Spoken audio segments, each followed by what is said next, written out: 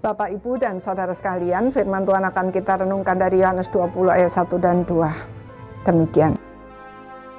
Pada hari pertama minggu itu, pagi-pagi benar ketika hari masih gelap, pergilah Maria Magdalena ke kubur itu dan ia melihat bahwa batu telah diambil dari kubur.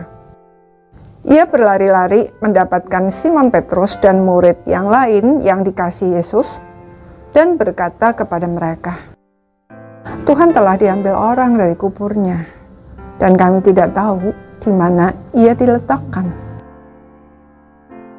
Saudara, munculnya begitu banyak aliran di dalam kekristenan padahal Alkitabnya satu, membuat banyak orang menjadi heran, bingung, sampai ada yang akhirnya menganggap kekristenan tidak bisa dipercaya. Padahal semua itu terjadi karena tidak ada seorang pun yang dapat memahami kebenaran dengan sempurna. Sebab selain manusia adalah ciptaan yang terbatas dan berdosa, juga dalam memandang sesuatu sangat dipengaruhi oleh pola pikir, pengalaman masa lalu, harapan yang belum terpenuhi, dan lain sebagainya. Maria Magdalena melihat kubur kosong langsung berpikir bahwa jenazah Tuhan Yesus pasti dicuri orang dan dia tidak tahu dibawa kemana. Ia baru mengerti bahwa Tuhan Yesus telah bangkit ketika Tuhan Yesus menjumpainya secara pribadi dan memanggil namanya.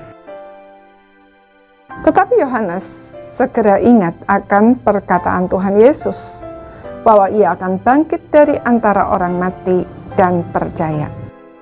Namun, dia pun belum sepenuhnya memahami apa yang telah terjadi. Semua baru menjadi semakin jelas setelah Tuhan Yesus yang bangkit itu berkali-kali menampakkan diri, lalu naik ke sorga dan Roh Kudus turun berdiam di dalam setiap orang percaya. Dialah yang memberi pencerahan kepada orang percaya, sehingga dengan berjalannya waktu, kebenaran itu menjadi semakin jelas.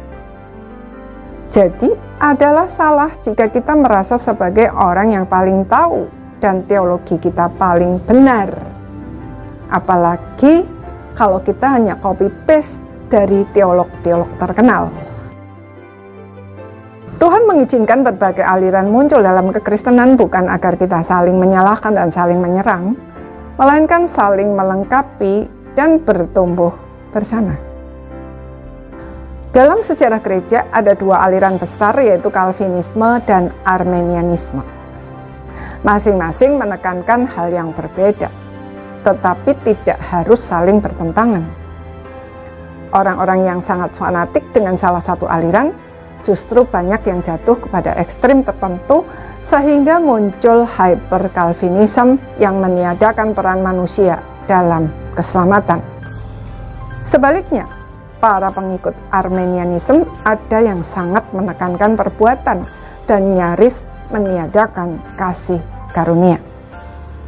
Hanya jika dengan rendah hati kita mau belajar dari kedua aliran tersebut, maka pengenalan kita akan Allah menjadi semakin diperkaya.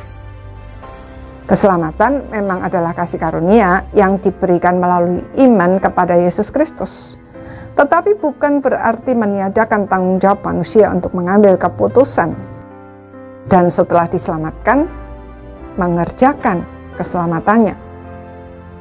Karena itu, mari kita belajar firman Tuhan dengan baik dan memiliki hati yang terbuka untuk melihat kebenaran dari berbagai sudut pandang, sehingga kita memiliki pemahaman yang utuh. Amin.